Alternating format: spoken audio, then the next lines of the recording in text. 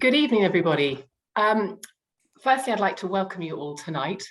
I'm Alex Roberts. I'm an artist and a lecturer in drawing at Duncan and Georgeson College of Art and Design at the University of Dundee. And it's a big warm welcome to welcome you all joining us tonight. Secondly, I would like to thank the Cooper Gallery for giving my inspiring colleague, Professor Tanya Kovacs, and myself the invitation to curate this Drawn to Dundee series of talks and workshops. A series to celebrate drawing, and in association with the Trinity Boy Wharf Drawing Prize 2021 that's presently at the Cooper Gallery. The Cooper Gallery being a dynamic space and is part of Duncanson, or as we call it, DJ CAD in Dundee. It has its own identity, but it's linked. The Trinity Boy Wharf Drawing Prize has an established reputation as the UK's most important annual exhibition of drawing. The project is led by the founding director, Professor Anita Taylor, the Dean of Duncan of Georgeson College of Art and Design at the University of Dundee, and is supported by the Trinity Boy Wharf Trust. The Drawing Prize is known for its influential role in promoting and celebrating contemporary drawing practice and championing the role of the value of drawing as a vital means of communication and expression. Drawing runs through the heart of DJ CAD, and from contemporary art practice to design and architecture, to name just a few. Whether that's supporting visualization skills, confidence with developing a practice idea or experimentation, embracing the life room, or just as a wonderful, rich practice in its own right. It is a living, breathing pulse that is at the underpinning of the plethora of creativity and achievement that DJ CAD fosters and produces, and which I personally feel very privileged to be a part of. So it's really exciting to share with you also that DJ CAD has its very own MFA drawing program launching this September. So please keep your eyes peeled for that. So to tonight's event, Drawn to Dundee. Tonight's focus witnesses Dundee and DJ CAD's international collaborative draw, or pull for the want of a better word. And that is really timely in the fact that we're lucky to be housing this and being invited to house this conversation and convening with the Cooper Gallery. The Cooper Gallery has a renowned reputation for collaboration, performance. Recent examples include the Women Artists Collective or Studio Jamming in 2014. So it feels really apt that we're situating this conversation with drawing and collaboration with the Cooper Gallery. But what we're going to be asking is, what it is and how it is to draw collaboratively in terms of how the work is made, installed, curated, or even created, and how collective attitudes and drawings break hierarchies, open means to explore. So tonight, each artist that we've invited works in a collaborative manner, and as part of their practice, questions how drawing transcends and creates new dialogues, communication, and language. So before I introduce our very talented artist speakers, just a reminder about a wish from Tanya Kovacs and myself, that this series of drawings and events, we wanted to percolate a chance for further drawing, a hands-on activity for you that have kindly tuned in to join us. So similar to the earlier events in this series, the artists presenting here were invited to offer a drawing prompt. If you want, maybe a sort of a takeaway drawing thought, for you to maybe nudge and hopefully stimulate some more personal drawing relationships for the future, or some personal outcomes beyond this moment.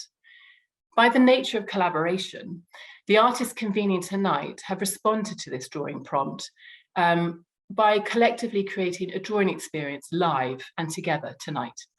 So following the presentations from our artists, the artists will come back together and will lead a drawing score. You do not need high-tech, really expensive art materials. Really, whatever you've got to hand, back of an envelope, piece of paper, a pen, a crayon, a pencil, whatever's around. But what I would note to get yourselves ready is that you will need 2 drawing implements, and maybe they're different. Maybe one is a pencil, one is a pen. The reason being, we would like you to have a drawing implement in both hands. And then Nicole Wendel has designed and will guide our drawing score, accompanied by the 2 other artists, Andrea Stokes and Robert Luzar, and also kindly supported by Maria Stella Fachin, a current DJ CAD illustration design student who has just started her own drawing partnership.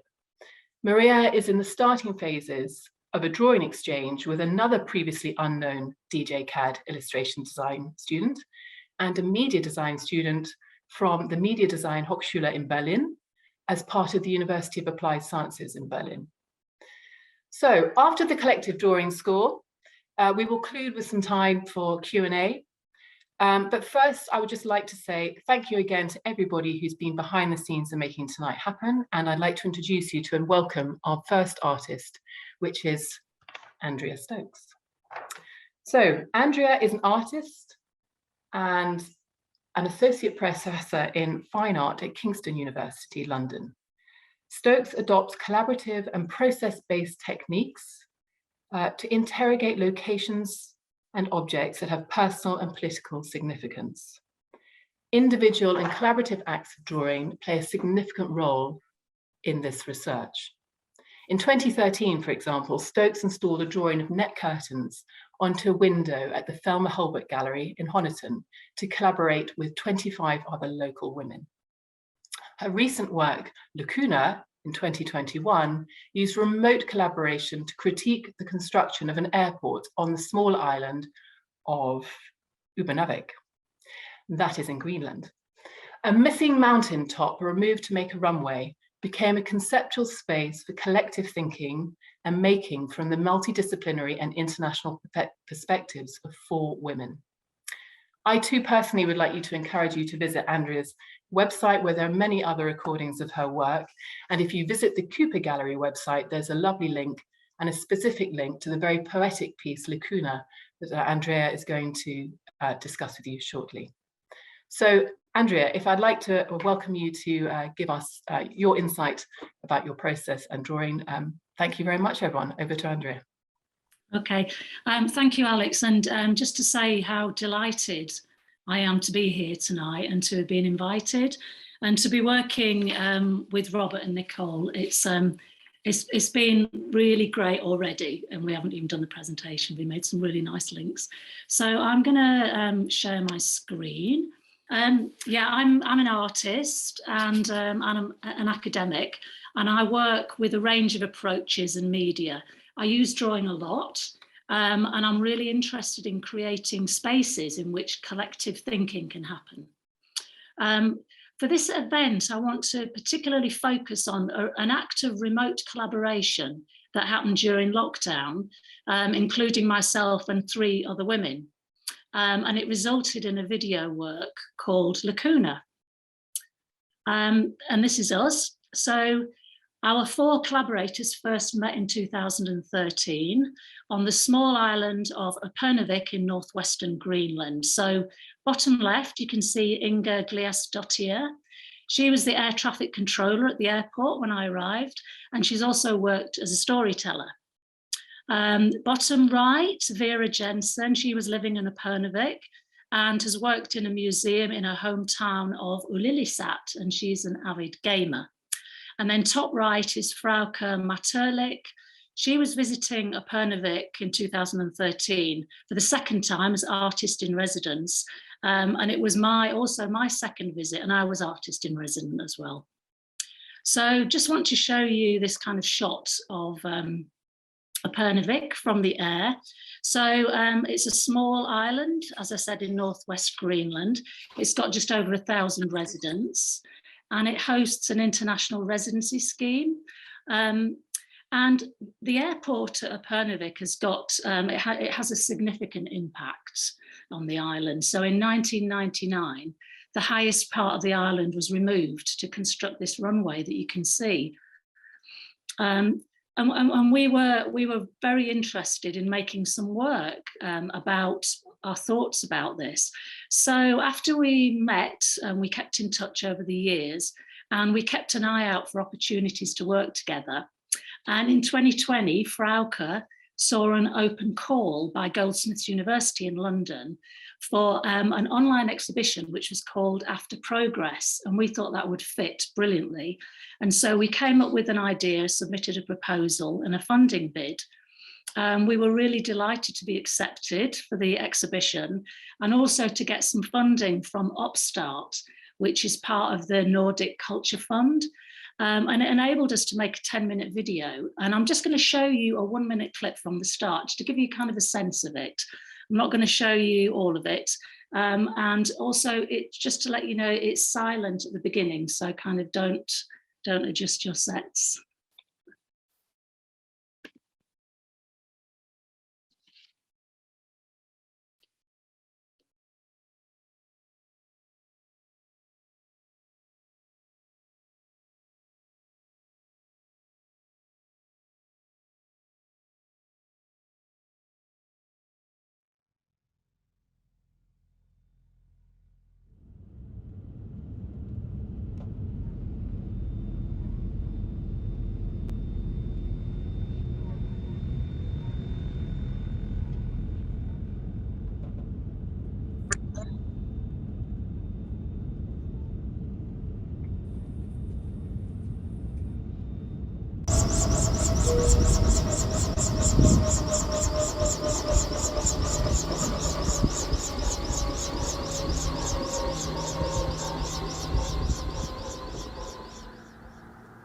I step out into minus 35 degrees Celsius and find myself in a dreamscape of shadows and snow.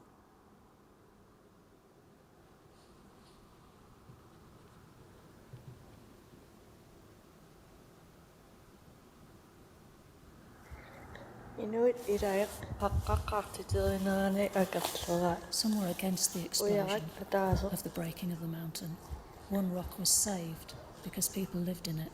It was moved to the side of the runway.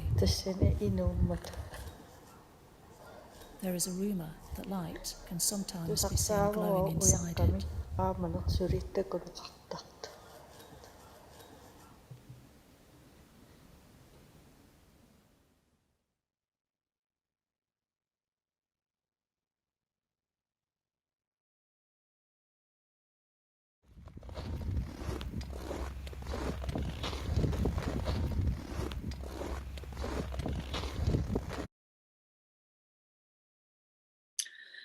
Okay, so that's just to give you a flavour of the video.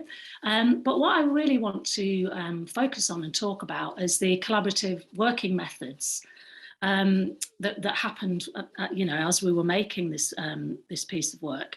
So, as I said, we did some fundraising and we came up with a method and a structure that would enable us to generate ideas and stuff that we could work with. So we didn't begin with a storyboard or a preconceived narrative. We just wanted to think about the possibilities of a collective thinking and making.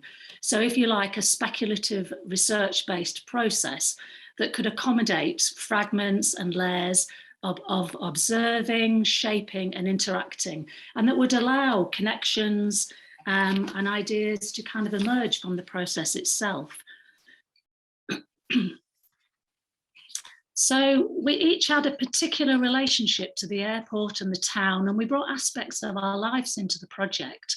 So originally from Iceland, Inga was the air traffic controller, as I said, at the airport, and she had these spectacular daily views of the island from the airport tower. Vera had moved from her hometown to live in Upernavik with her partner's family, and she was witness to quite painful memories of people who remember the airport being built. Frauke is an artist who studied landscape design, and she was really struck by her first view of the runway. And she wrote, "I encountered the missing mountain through the screen of my camera as if a blade had made a cut." And my first experience of the airport was from the sea. And I experienced the missing mountaintop as a loss, and it was really compounded by a recent bereavement that I'd gone through. So we wanted to really harness these experiences, our lived experiences, our professional knowledge, our skills, in order to speak from different voices, so voices that were international and intergenerational. So by 2020, Vera was living back in Ilulissat in northern Greenland. Inga was working at Narsarsuaq Airport, which is in southern Greenland. Frauke was in London in Germany, and I was in London in the UK. So we wanted to connect across time zones and methods and spaces, but we didn't want to work online. We didn't want to sit at a computer. So we agreed on a method of working together sessions, these 5 simultaneous sessions. And we set loose tasks for each session. And here are some examples of the tasks that we set. Draw yourself in relation to the mountain. Shout or clap to see if there's an echo. Imagine you are walking to the mountain. Start from home at precisely 11 a.m. West Greenland Standard Time. Describe your first encounter. Use a language the mountain will understand. Draw the sun moving around the mountain. Lie on the floor with your arms outstretched and land on the runway. Hold a note until your breath runs out. Make the sound of the explosion. Draw the missing piece. So we each interpreted the tasks in different ways. We made drawings, we took photographs, we made models, we recorded video and sound, we wrote texts. And we also drew on some external references that we were thinking about at the time and discussing to kind of acknowledge really the complexities of thinking and creating in our contemporary moment. So, for example, one of the things that we drew on was Karen Barard's idea of diffraction. And this was in order to consider our method of working where one insight is read through another and allowing a productive difference to emerge between our ideas. We also looked at Sarah Ahmed's idea of loss as an object, and this really inspired us to approach the missing mountain top as a kind of tangible thing, as if it had an ability to act. Also, ideas of entanglement allowed for complex relationships between multinational and local interests to be voiced. So it was a bit like the bits of dust that had been exploded from the mountain, entangled with material and historical, social and geological conditions. Of course, things didn't go to plan, and ill health really affected our working together sessions, as well as providing a stark reminder of the importance of air travel when one of us had to get to the hospital quickly. However, we did produce a wealth of stuff. We uploaded things to a shared box folder where we could look at it and respond to each other's stuff. We also uploaded some archival material and videos and photographs that we'd made when we were in Upernavik. So, for example, in this shot, you can see Vera and I performing with the residency house. And these working together sessions, you know, as we worked on these sessions simultaneously, we began to realize how important the process was actually. And we kind of playfully claimed this idea of telepathy. You know, we sort of said, you know, we're working together at the same time. It's a bit like we're taking part in a residency, but not in space, but a residency in time. It was a really interesting, but also very supportive collective thinking space, which really supported us during lockdown and ill health and isolation. It also provided us a bit of money because we got the funding that we could pay ourselves with. And we could also pay other people who contributed, like Phil Hollins, who contributed the fantastic music. So thanks to the funding, we were also able to hire a fantastic editor called Jenna Collins, and she really, really helped us bring together this material. So we batted edits backwards and forwards, and we collectively wrote a text and rewrote it, sent it backwards and forwards to each other. And we started to use a kind of discursive and poetic and kind of descriptive form of narrative that sort of started to weave together. And we worked basically until a story emerged, which gave voice to the contradictions that we felt. Because we wanted to convey a critical position whilst acknowledging the benefits. So, you know, the construction of Upernavik Airport is an act of progress, which on the one hand is a violent act, and at the same time, it enables new encounters and opportunities for the region.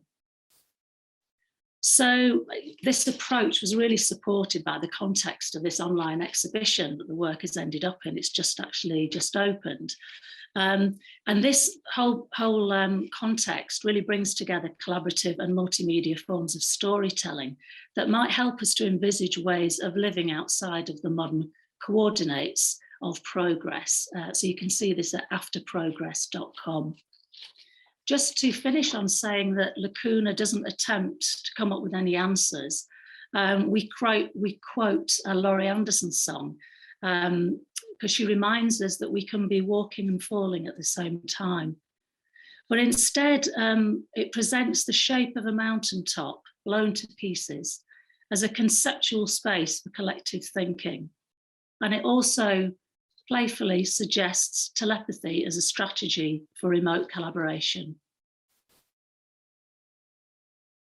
Thank you, Andrea, very, very much. It's just a sort of a taster, a tease of what I'd like to hear more and more about, but really fascinating how a sense of drawing underpins that, whether it's through actually the storytelling and the text, or whether it's actually with your body and exploring the space, or even actually kind of like making little notes to each other. So it's a really lovely way to kind of see how a process can help create something wider and bigger than, you know, than maybe that it may start from. So absolutely fascinating. Thank you very, very much. I really appreciate it, and I can't wait to hear more and talk more later on. So thank you very, very much to Andrea. We're going to now slightly move on to Robert, who has a very interesting, also this idea of telepathy. That was an interesting way that you closed there, Andrea. So I'm going to introduce Robert Luzar, who's our next very talented artist who's joining us tonight. Robert is an artist, writer, and also an educator. He was born in Slovenia and lived in Canada before moving to England. He holds a PhD from Central St. Martin's.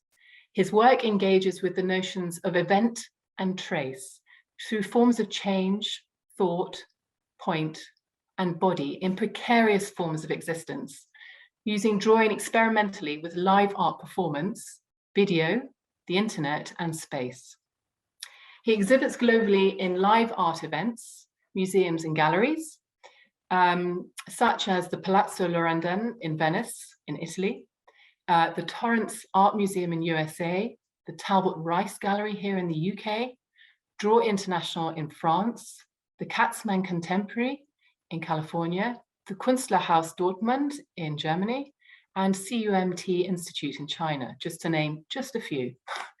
His writings on art, culture, and philosophy are published in books and journals such as Nancy and the Visual Culture, published by Edinburgh University Press, Theatre and Performance Design by Routledge, and Drawing, Research, Theory and Practice, supported by Intellect.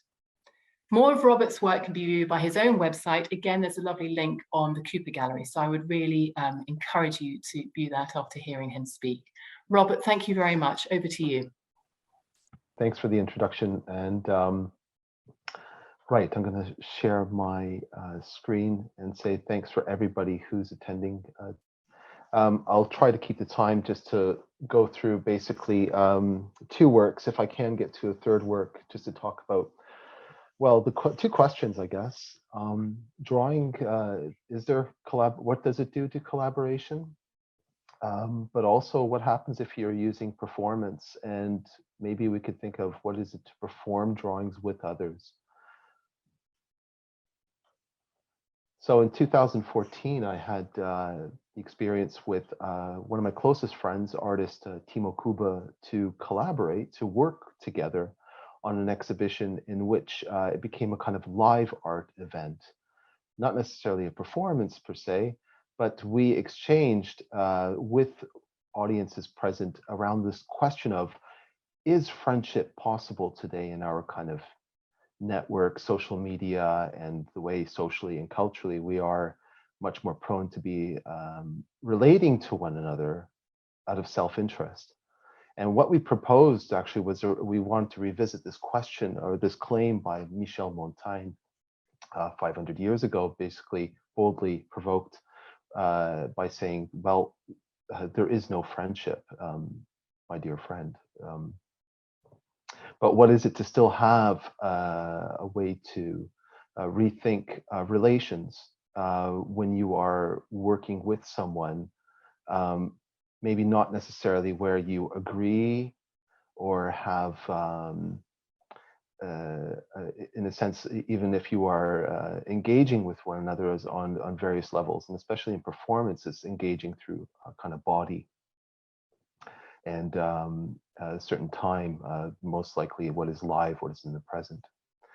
So this was Two-Legged Idleness Untaped a year before, in 2013, actually. This is, got the date tweaked over here, where I started to do what was also in that exhibition I just showed you, and I didn't mention. It was something, I tried to rethink the way a form of trace would be used in drawing as an unmarked, unrecorded live stream video. And so basically two locations where the audience is only in one location, but not in the other. So it's a telematic performance. Sometimes in music conventions, you'll hear about this. So the video that's being projected is me being live streamed from a location undisclosed in Toronto, Canada, into London, England. And there is this other artist, Joey Riken, and we are co-performing, as I would say, or working together. But in a way, there's one condition: I can't see what he is doing. In a way, I am drawing blind. However, the audience doesn't really know this. They have the title, Two-Legged Idleness Untaped, which gives a sense of how the action happens. They see the technology as well. So yes, this is using video, live streaming as we are now, but you have to think this is 2013. It's still kind of early days for this kind of stuff. And we're using also very ephemeral materials to so-called mark or constantly leave the space to be possibly unmarked. So we're coinciding or relating to one another with, using electrical tape, gaffer tape, balloons, everyday objects. You can see some pens, rulers, wood, so on. The piece was performed again with another artist back over in Canada. This is Johannes Zitz. So I was still in Toronto at this time in 2014. And we were, of course, in two different locations. Johannes could see me, I couldn't see him. Also to note, so that the entire performance is unrecorded, the video is streamed, and when the screen, if you will, turns off, the video essentially reverts to a blank wall. So in a sense, we are trying to kind of exscribe or reinscribe a kind of from something to nothing, or a kind of the space of wherever the gallery is, to talk about, well, what are different spaces and locations and where we exist. And I'll get to where I'm actually streaming this work from in a moment. So if you can imagine, the audience doesn't see this, of course. They're seeing something like a contradiction of the space as two walls, or that kind of intimacy of a space. But where myself and the other performer, we are co-performing over a kind of totally impossible space of relation. So we're actually streaming this video across the Atlantic Ocean. However, to give context, the location that I was using at the time for these early performances was my mom's apartment in a very kind of working class neighborhood on the outskirts of Toronto.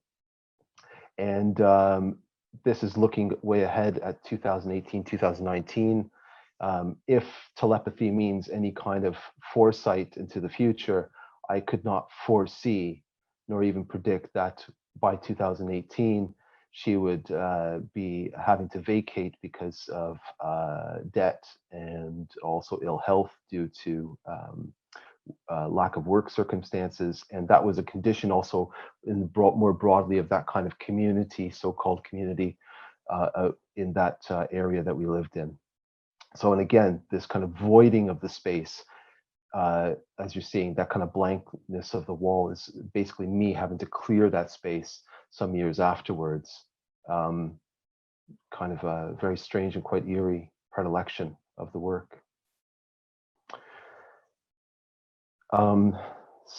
So a few years afterwards, I was developing another work, and I think in this way I was thinking about collaboration much more closely, about taking the same sort of parameters of this piece of the telematic performance and working with and performing with a performance artist named Francesco Gagliardi, who's based in Toronto. And this is actually switching locations now. I'm in London and he's over in Toronto in this instance. And again, more and more context around, two men who are basically at an age where we are living almost out of a box, out of luggage, out of this kind of precarious existence where we don't have exactly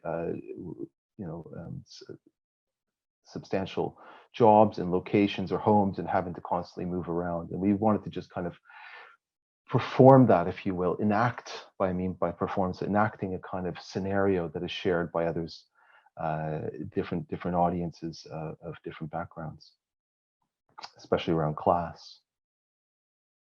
So this piece, again, with the title Two Seen, One Unseeing, in the title, that's a clue for the audience that they can see two people in the gallery, but one of the performers is not able to see, again, drawing blind, if you will.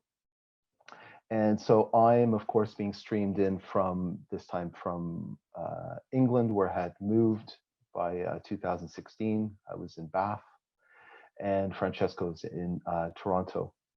In this case, the work became much more collaborative in the sense that the concept was more loosened.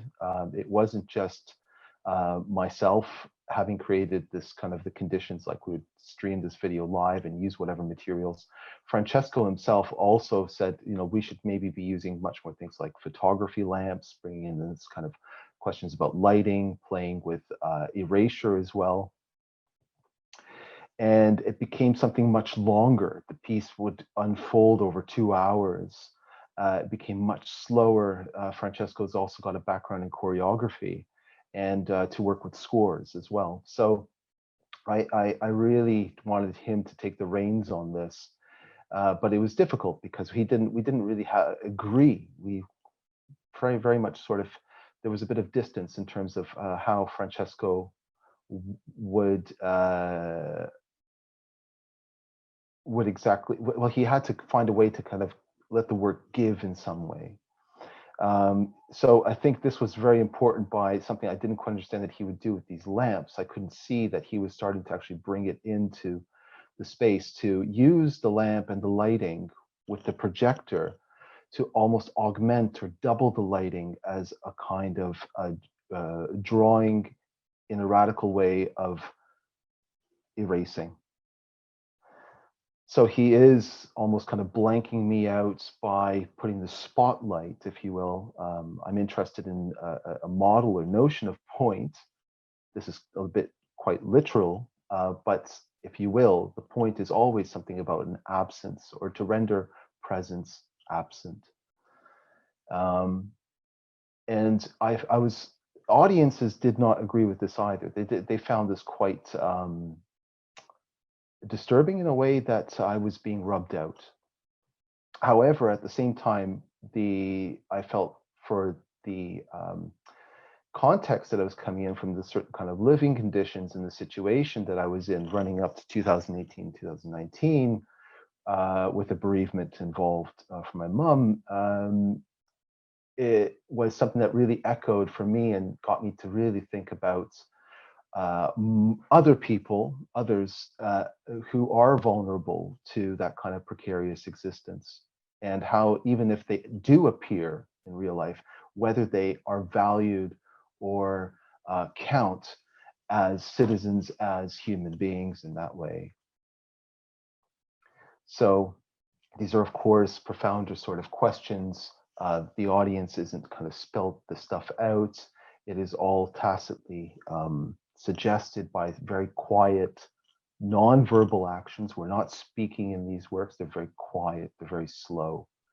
And this is the final frame. I mentioned that when the projector shuts off, the wall goes to a blank, but we back to, kind of an empty wall space. But the audience is already having this impression that something did happen there, but it went from something to nothing. So again, this is looking at 2019 from personal experience, how art and maybe life takes more of a precedent. This experience of me having to also relocate to social housing, my mom shortly before she passed away in another place. But again, this is also in a community where many, many people living in those kind of blocks, or kind of what you would say is council estates, are also vulnerable to this very transient life and vulnerability in terms of service, support, infrastructure, from work to healthcare and social services.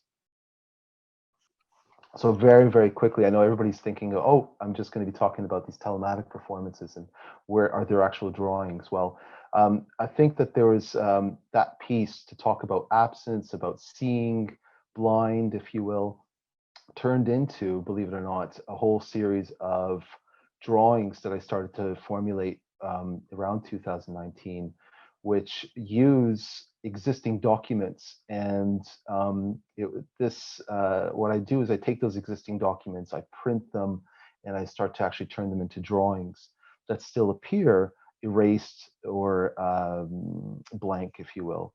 But there are, when you view them up close, there are all sorts of details, there are stories, there are narratives, there is figurative representation. So this form of drawing, which is called traced papers, was taken to a whole, this time I felt that I was maybe possibly collaborating through conversations with audiences, more indirectly, through a project that lasted for a month in Bristol called Drawing Bureau. The reports that I was using in this place, again, around space, were reports from social housing to changes of the city landscape in Bristol.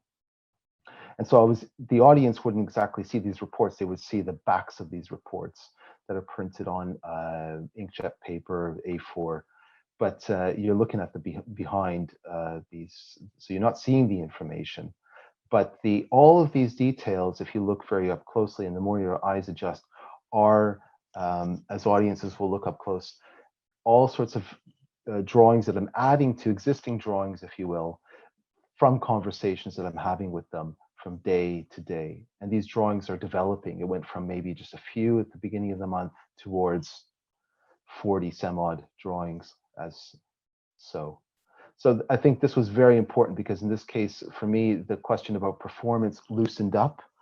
It made me think about, looking back, maybe what Giorgio Agamben would talk about, the intimacy of non-relation. I don't necessarily have a connection or direct relation, or maybe I might not always agree, or people would agree with my views.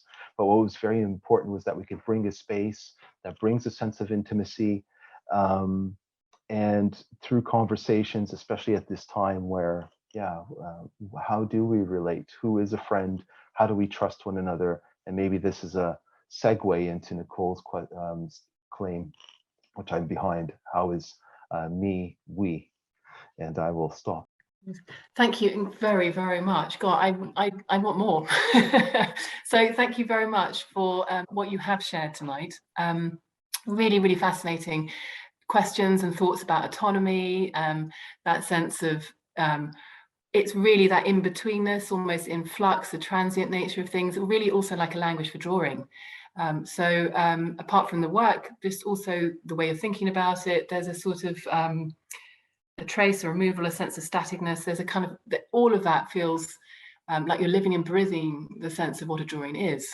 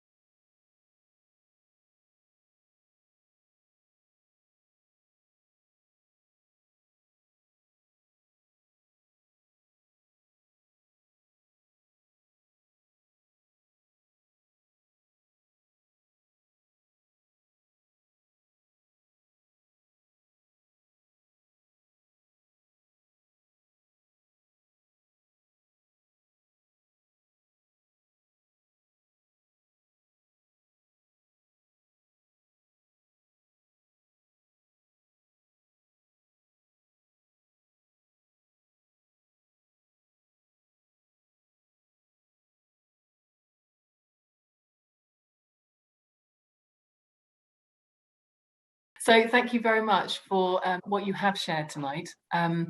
Really, really fascinating questions and thoughts about autonomy, that sense of it's really that in-betweenness, almost in flux, the transient nature of things, really also like a language for drawing. So apart from the work, just also the way of thinking about it, there's a sort of a trace, a removal, a sense of staticness. There's a kind of, all of that feels like you're living and breathing the sense of what a drawing is. So thank you, really insightful stuff, and looking forward to hearing more questions from the audience later. So without further ado, on to Nicole, who has kindly also with us tonight. Nicole Wendel understands her drawing both as an act of setting traces and as a translation of intense perceptions of her body in relation. Forms of deep listening thereby constitute her process of composition and become visible as a performative notation. A cross-media artist, she creates and combines drawings with performances, videos, and installations.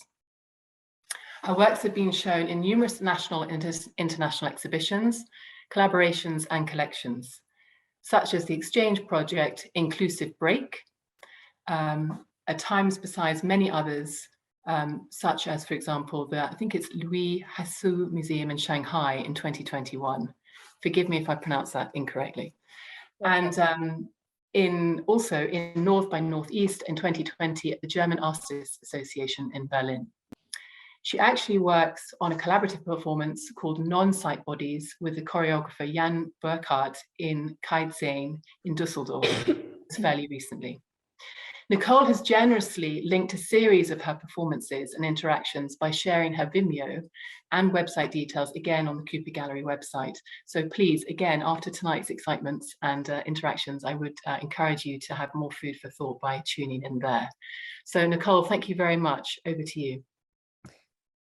Thank you so much, Alex. And yes, I want to say a heartfelt thank you for inviting me to this wonderful panel. And also thank you, Andrea and Robert, for your wonderful insights in your works. And I also agree, I want to know more.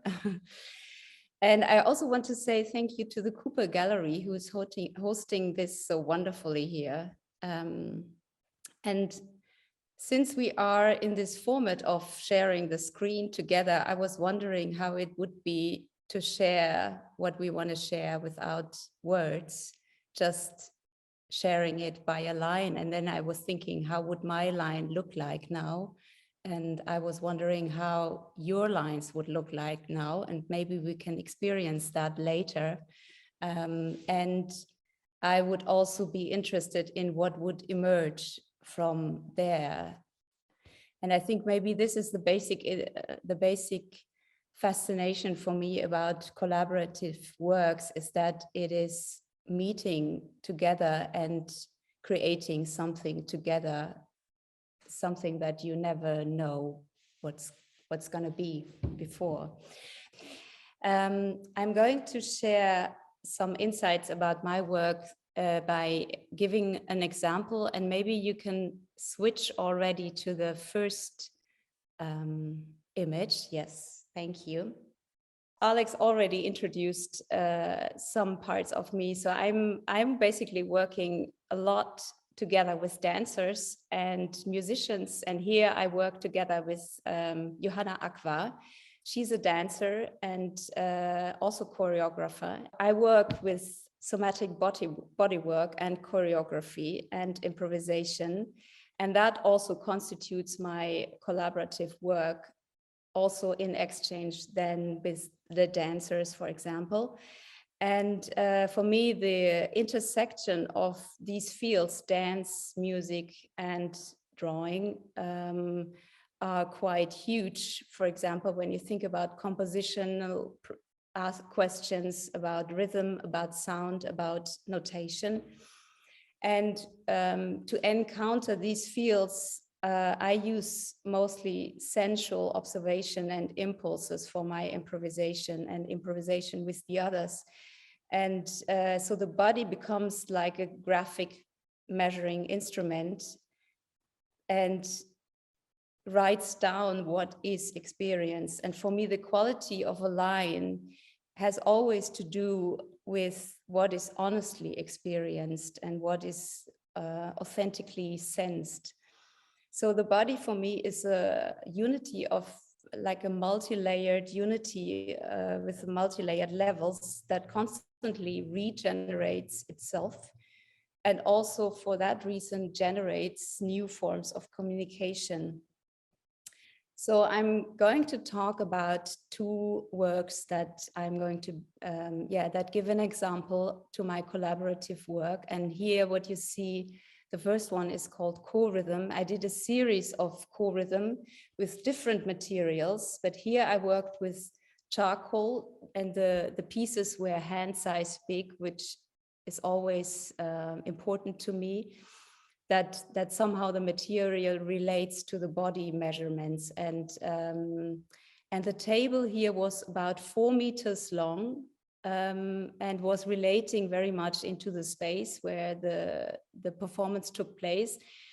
As I mentioned before, it was together with Johanna Aqua, the dancer, and we would start from the edges of the table, then drawing line by line from the edges until we meet in the middle section of the table, then navigating our movements there line by line and crossing each other and overwriting the drawing of the other then in the second part of the performance. And so the line was the score actually, and the field where we were meeting each other was the table. And it was the movements were creating a sequence of movements and rhythm that was evoked by repetition. And so the drawing that appeared during co-rhythm was like you could see it or read it like a testimony of the encounter. One background information about this version of co-rhythm is that it took place exactly on the first day of the lockdown in 2020. So we were supposed to open the exhibition, but it had to be closed. But for finalizing the setup, I had to do the performance together with Johanna with no public. And we were sensing very much this aspect of what does it mean to be close or apart. That was very, very much in the air, so to say. So the repetitional aspect of co-rhythm is not a form of rehearsal. It is more a quality of increasing intensity, and is an expression of the nonverbal communication that we are having together. So it's really also based on the listening to the other while doing the movements. And the rhythm and sound of the drawing process is the constituting material here. And these qualities are reminiscent and recall forms of archaic everyday actions or ritualized processes. And I give you an example now of the performance itself.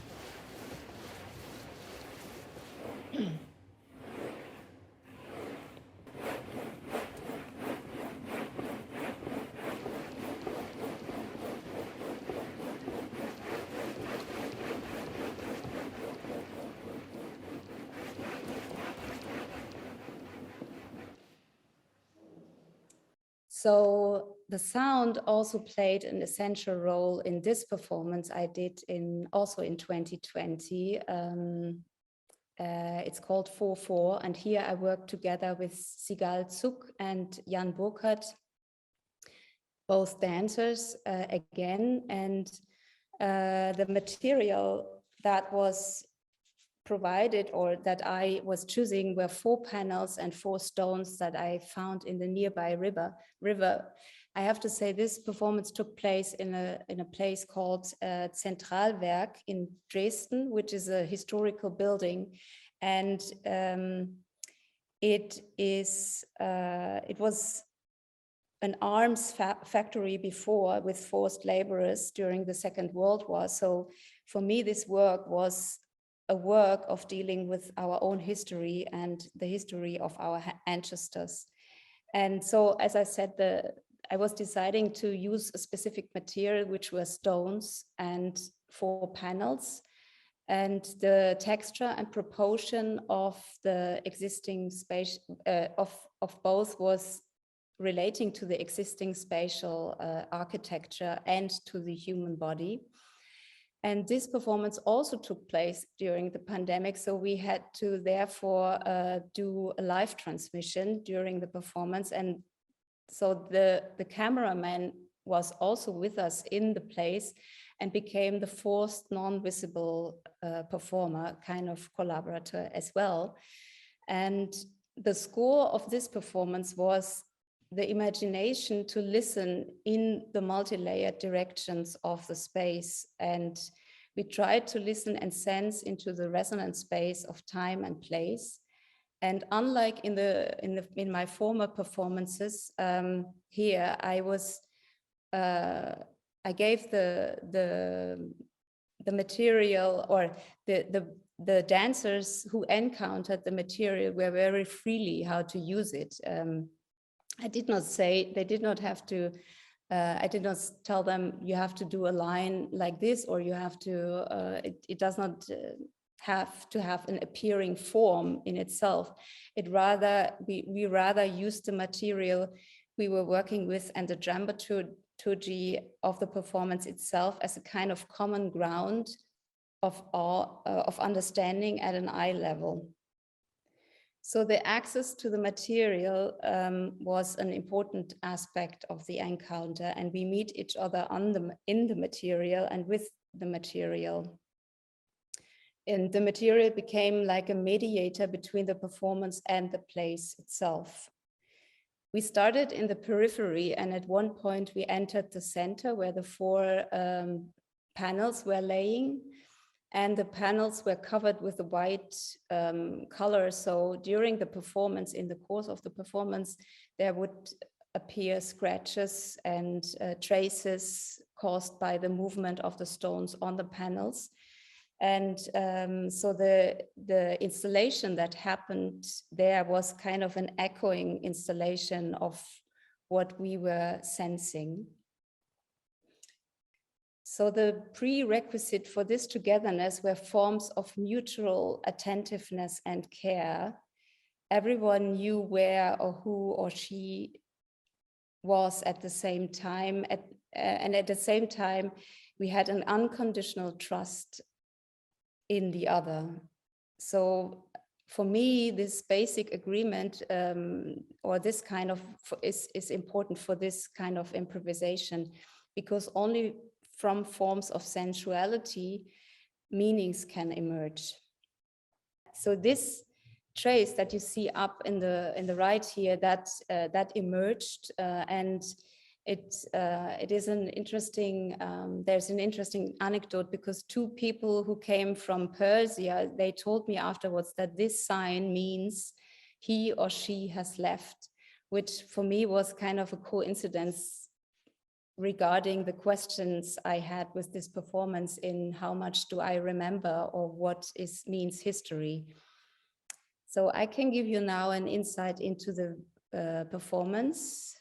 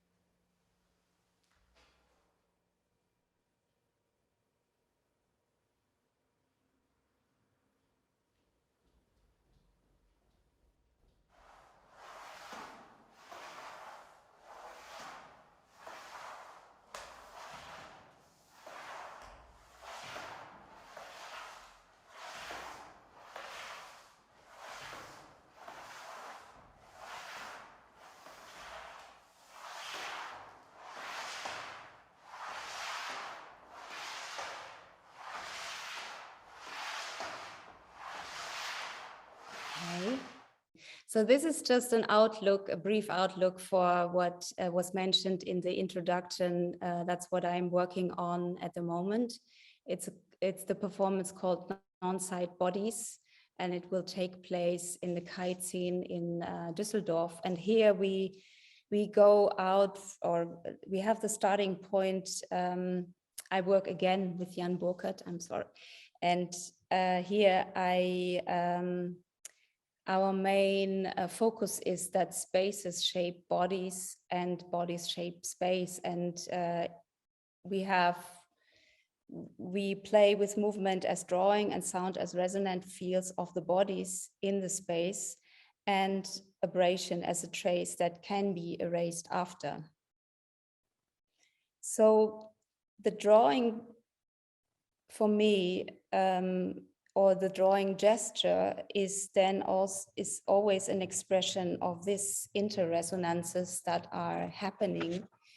And for me, collaborative work is really working at an eye level, and it is nourished by the experience and the exchange of learning together and from each other. And essentially for this is to know who you are, because I think the I can only become a we if this is clear. And personally, for me, this is the form of working and learning together that is more important than ever in our times. So thank you for listening and creating. Nicole, thank you very, very much. I mean, there's some lovely phrases, the way you described things there as well. You know, the space shaping the body and the body shaping the space. And just, yeah, sign me up. I'm more than happy to be a background dancer at any moment. Fascinating insight of your practice, and really generous the way you described it and shared it. So thank you very, very much. What I would like to do in this moment is I'd like to ask all of our artists to we're going to have an interactive moment together, basically. I'd like to welcome you all back. And if you feel confident to put your screen on, that would be lovely, because we're going to have a kind of collaborative moment all together.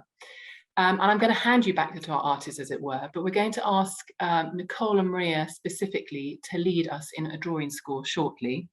So without further ado, I will hand you over to Nicole and Maria, who are going to kindly lead us, and we're ready and excited. Thank you. Yeah, thank you so much. Hello, Maria, also. Happy Hello. that you were there with us, and all the others. Maybe first of all, I want you to imagine that the screen is a fireplace where we meet right now, and we're kind of warming our hands on the fireplace. And make yourself as much comfortable as you can in front of your screen. And maybe you want to move I'm going to start the clock so that I know a little bit where we are. Make yourself comfortable and have your sheet of paper already prepared, and two pencils that you want to use, or any kind of drawing material. So, and I want you to focus on your breath for a moment, your whole body, the body that is related in your individual space. Maybe you can bring your attention, if you want to close your eyes for a moment, you can bring your attention, where am I sitting? What is the sound of the space where I'm in? And what is the distance? Maybe in front, to the sides, to the back. And then if you want to open your eyes for a moment again, you can open your eyes, and then we bring our hands together and we rub our hands as if we are on a fireplace together. And maybe they become warm after a while. And you can listen to your hands as well. You hear them, how they sound while rubbing. And you can sense which hand is giving something to the other, which hand is touched, And then we can also rub the back of our hand, the other hand. And if you want to say hello or let the hands say hello to each other, you can do that as well. And then we can also rub our fingers or the nails to each other for a moment to bring aliveness in every cell of the hands, and then rubbing again. And you want to maybe slightly open your fingers as well and rub between the fingers. And while you're rubbing, you bring your attention now back to your breath. And if maybe you want to close your eyes for a moment here now and become still in the movement with your hands and just sense this moment of touch, one hand to each other, the palms. And then we open up that space. We open up the hands and let them just create the space in between this atmosphere, and you still see or sense the connectivity of one hand to the other, this connection field between the hands. You bring your attention to your breath, breathing in and out, and yet sensing your own field between your hands. And with these awake hands, we go to our head. And firstly, we are coming closer to our head, not by touching it yet, just framing the head with our hands. And there you can sense the different forms of closeness. You can sense where is the hand and how is your head then immediately relating to it. Is something receiving, and also giving. So we are just framing our head and then we come closer to our head and we sense this first touch. How does it feel when your hands can land on your head?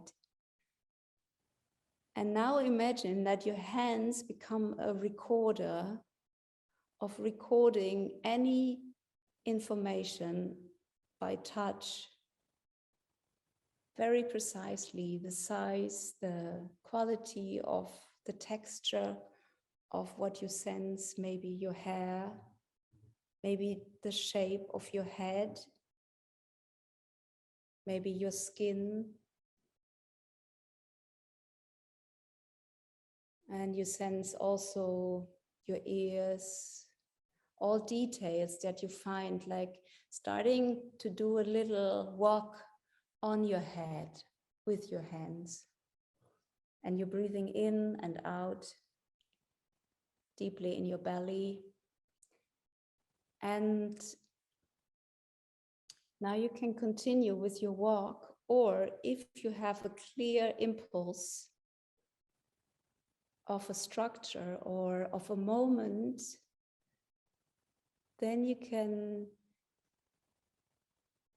go to your drawing material. You touch your drawing material, and it would be great if you just keep your eyes closed, knowing, okay, here's my paper and here's my drawing pencil, and then you start doing of what you have sensed with closed eyes. You do not look on your paper, you just try to remember what you have experienced. Maybe it was a short a short walk, a direction that you took with your fingers, structure, or maybe you're still sensing a little bit your head.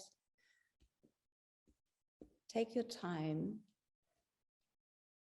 and then just draw what we sensed with closed eyes and both hands. So as if you bring what you have sensed with your hands on the paper.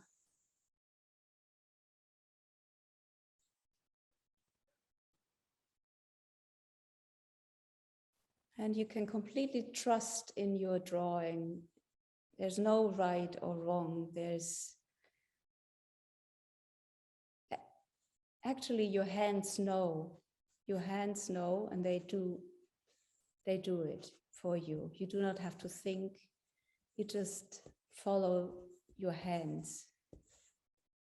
They know. And your breath. And you can sense all still in your head what is echoing from the touch. And when the impulse is done, then you can slowly open your eyes and let the drawing arrive in your eyes. Let it come to you. And then now I want you to take the paper and bring it to the camera. So that means, yeah, you won't be seen. You can come closer, and even if it's just a part of it, you come closer and just showing a detail of a drawing, and maybe you want to move it and let the camera adjust. Come even closer. Yeah, great. So we let our structures become one structure of togetherness.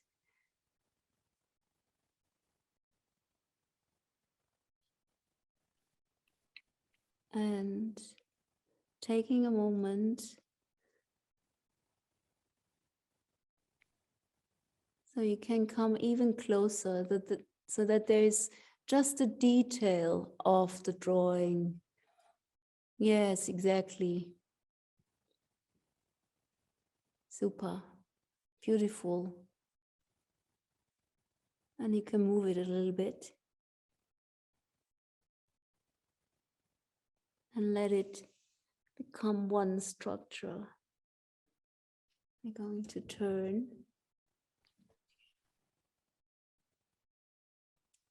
Beautiful. Good. Okay. So I thank you so much for this meeting on Nicole, thank you. Huge thanks to you, and to our artists and to our audience. It feels like we have a really lovely kind of calm collective moment there, and I don't want it to end, actually. So thank you very much for guiding us. You and Maria, thank you for guiding, and other artists and everybody in this space for having that lovely Zen connectability through drawing. I feel like I'm excited to open up the floor for some questions. Thank you so much for that. The question is for Nicola. This activity that you have guided us through a second ago was really, really nice. Thank you so much. I was wondering, have you done this kind of guide drawing with, like, just guiding drawing with normal public, like public that is not into arts, or public that are not dancers? How does the public respond to that? Yes, mostly it is that it takes a while to get used to the result, actually, because we are used to do a nice drawing. And we are not used to do a drawing out of emotion, or out of a felt expression or a felt moment. And because out of this felt moment, different drawings appear, of course. And that's why, so mostly sometimes I would do that with students that were not used to do that, and then they needed time to adapt to it. But the more you practice, the more they realize then, yeah, now I see that there's a quality in the line arising. Actually, this is something where I started to practice as well, this form of drawing practice, because I realized that only a sensed, when you come from sensuality or from a sensed moment, an authentic moment, then you can do the drawing out of that the drawing then appears in a more alive way. Actually, it's the quality that you can see in the drawing then. So time is quite essential. How do you put that, how do you organize that time? Or even for your performances, I was wondering, when you show one of the videos, how long do they take? Do you do you decide that before you start, or do you have like open limits? Yeah, I do have a sense that mostly my performances take about half an hour to 40 minutes. That is something that I realized in my frames work very well. But this is not necessarily like that, because, for example, the new performance I'm working with will be longer, and it also depends on the place where I do it. If something is, because the new performance I'm working on will be on site, but there will be no stage. We will be spread out in the whole exhibition where it will take place. So there will be a lot of parallel actions taking place during. So this will give another sense for the timing, and it will be longer than my regular performances. But usually it's about half an hour. Thank you. Yeah, thank you so much. Actually, interesting that just picking up of what Pia's saying, and Nicole, you're talking about space and the transient nature. There's something very interesting about not only that interactive moment that we all just shared, but we're talking about this idea of also this notion of I becoming a we, and that reliance on trust and others. And all of you artists described with your work and your practices that idea of you're almost managing and setting up the opportunities for the unknown to happen, and a new language or barriers or something exciting to develop to come. So interestingly, Pia, you're saying about asking other people who don't know, but maybe we're all creating a new language that we don't know what it is yet. There's something that I felt that was very interesting with all three of you, setting up the idea of process, transience, almost kind of opening up that space. Whether that's actually in a kind of verbal language or a sense of presence, bodily, or some sense of marking. So Pia, it's interesting, your question's very, very spot on, but it's interesting what I've noticed all three of you kind of setting up this other language that might be, and that how important, I suppose there's a question out of this. It's really interesting how important the audience is in this. And I mean, maybe someone wants to talk about that. I don't know if any one of you who have spoken tonight want to kind of elaborate a bit more on how the audience is an important factor in. Yeah, Robert, do you want to jump in on that? Well, first, Andrea, Nicole, if you want to speak to that. No, please go ahead. I think that's why I had to show the third piece, Drawing Bureau, and to talk about, because you were talking about conversation, not just collaboration, but conversation, and that the conversation with non-artists in from day to day, if you will, it was a kind of more of a situation than, let's say, performance per se, but it was through the being with people physically. Of course, we talk about body, but it was also this thing about language that happens live through speech, and things that come up. People tell me stories. We can get into ideas about daily life, all sorts of things that are quite pressing, and how that could inform. And of course, I was the drawer in those pieces, but really they were kind of guiding me along on what to do there. I'm going to babble now.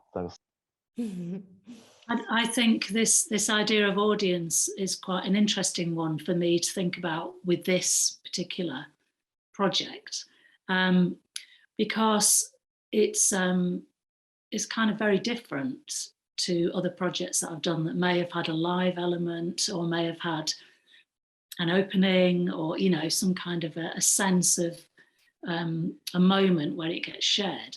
But this was much more about the process, I guess, you know, and it's almost like the video.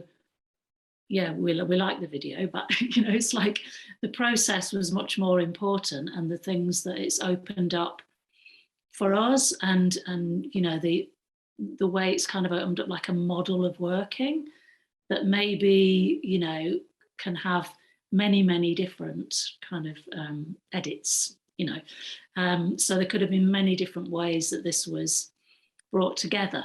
And we've got loads of information, we've got loads of stuff, we've got loads of drawing, bits of video, and all in that box folder, which we may do something with.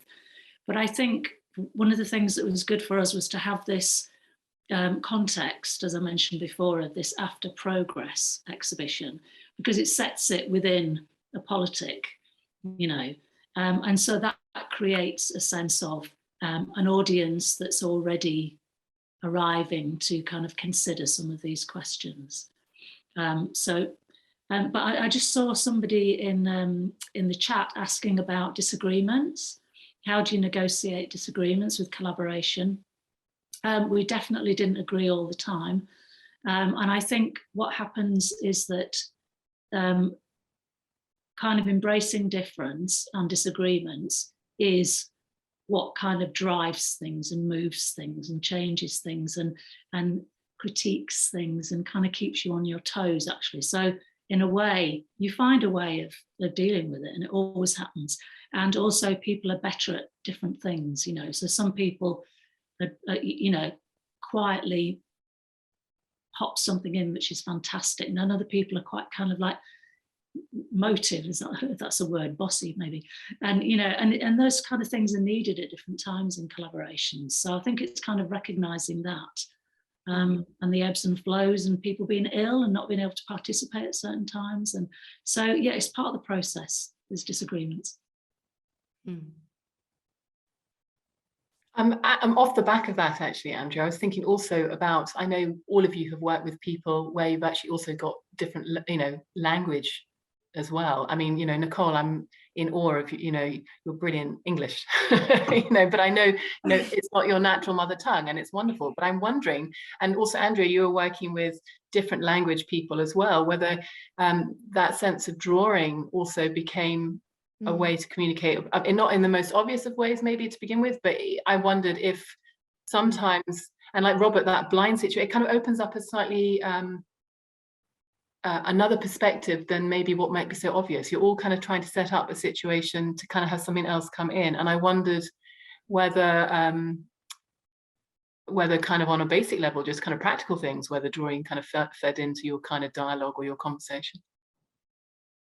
Sorry, was that to me or any of you? I'm just wondering, specifically also, Andrea, you know, for example, when you guys were doing your sort of remote thing, you know, you said we created this space. Sometimes you might have written an email, but sometimes you may not be in the mood for it, and someone may not have picked up the language. So did you draw a prompt or a hint or a response? I wondered if drawing kind of on a practical level helped sort of nudge some of your conversations or your dialogues or your collaborations along. Yeah, absolutely. And, you know, the signal wasn't always great for all of us. You know, in Greenland, the signal was really poor for Vera. And also in Germany, Frauke really didn't have good signal, you know. So we really kind of worked with what we had, you know, and it was locked down. We couldn't really get out. So drawing was actually, you know, an amazing way of kind of being able to work with what we had, with what was at hand. You know, and what we kind of understood as a sort of like a way to not over describe, and a way to be quite abstract, and a way to kind of almost feel our way into what we were trying to shape, you know, because it did feel like we were really trying to kind of shape something. And you know, there's the drawing behind me actually, see it on the wall. You know, it was I did lots of drawing for this project, and we've got tons and tons of drawings. So yeah, it was really important. Yeah, I can relate to that as well, very much. For example, I did sometimes working with a score is something. I mean, what is the score is always a question. And for me, then it really helps to do a drawing, and the drawing mostly then is in between language and some structures that sometimes making something more precise than saying it verbally or saying it in words, and for for communicating and what is it about that what we're going to do is sometimes it's very helpful to have a drawing as a way of communication. And I also saw there was a question of the testimony. What is the drawing? Could it be seen as a testimony? And I would definitely say that in my case, I see the results of the performances are then something that is itself a testimony for an encounter that has happened. Of course, the drawing wouldn't have happened if we wouldn't have been together and moving together and being sensitive with each other. So this definitely, so the drawing relates very closely to what has happened. But then in the end, then later on, you can read the drawing actually and read it backwards as an echo maybe. But itself, it can be experienced then again also. It's a really interesting question, and actually it's one I'm just going to repeat for everyone if they haven't seen the chat. The question was, how important are the results of the performances, and could you see them as independent art pieces, or are they first testimonies of the process? So Nicole, you've answered that specifically. It seems to have many dimensions or many opportunities, but I wondered, Robert, how you felt with that transient nature. You talk about what can be erased with the light, but it's really recorded, or it's happening in that moment. Yeah, thanks. Very quickly, Alex, I was just writing that too. So Sophia, just in writing, just to say again, yeah, I mentioned disagreement on two levels, and I just wanted to acknowledge, first of all, the role of feminism to discourses around identity, how important difference is, right? Differences can make they're not just negative. Difference also means making change, something different. Mm-hmm. So, and just to follow that up as well, disagreement, we talk about language around critical, theory, talking about Jacques Rancière, talking about the role of disagreement, how important that is to what is now a crisis in liberal consensus. Can we actually have conversations that we probably quite strongly disagree with? And I think that this has been bubbling up since about 2008, from my experience, in terms of what's happened financially and globally. And then, from 2011 onwards, and I think those works that I was making, I'm going more broadly over here, but I'm just trying to give much more context about how important it started to become of reshaping our whole notion of relation. I mentioned non-relation and the intimacy of non-relation, to echo Giorgio Gambin. And so I think about the use of what I did with Francesco in those streaming videos to bring up a space of intimacy through a geographic distance that is almost impossible to connect. But yet we still can find, the audience can still imagine that there is a way that we are relating in this far more paradoxical way. Sorry if that's a more loaded response.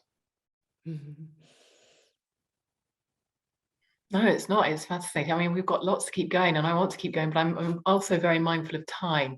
Is there anyone else got any questions they'd like to put forward to our panel before we probably do have to be mindful of time? Yeah, for me, actually, I would like to say something on this moment of disagreement. I haven't had it in a very existential way so far. Maybe it has to do, then I was thinking of, who am I working with, and maybe also with the role of invitation sometimes, because there are different perspectives of how to collaborate with each other. Are you collaborating? Two are having an idea and they come together, or is one inviting the other? Then it's a completely different situation. And for me, this is quite interesting. And I also agree very much with what Andrea said, that disagreement is happening. And I think it's then it is very important, this moment of listening, or for me, this is quite essential with every person I work with, is, am I able to listen and being aware of, okay, did I hear what was sent to me? And I think this is as well constituting my work, but also in working together. This I found very crucial. Yeah. Vielen Dank. I really want to keep chatting, but I feel that I'm very conscious we are actually just over time. So if there aren't any more immediate questions, I would please add more in the chat, and we can kind of ask our artists later, and maybe they can come back to you. But what I would suggest is that it's a moment to pause and fill a glass of wine, or get a cup of tea, or a glass of water, whatever you feel that you need at this moment, in a collaborative atmosphere around our lovely fireplace. But what I would really like to do is repeat my thanks earlier of all the people that I listed, and most importantly in this moment, specifically our speakers, Andrea, Robert, Nicole, and Maria. Thank you very much, Maria. And obviously to our audience, and for your open and enthusiastic participation. It's been an absolute joy to have everyone here together.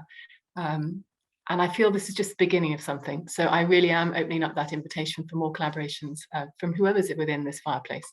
But thank you all very, very much for your time and your support tonight.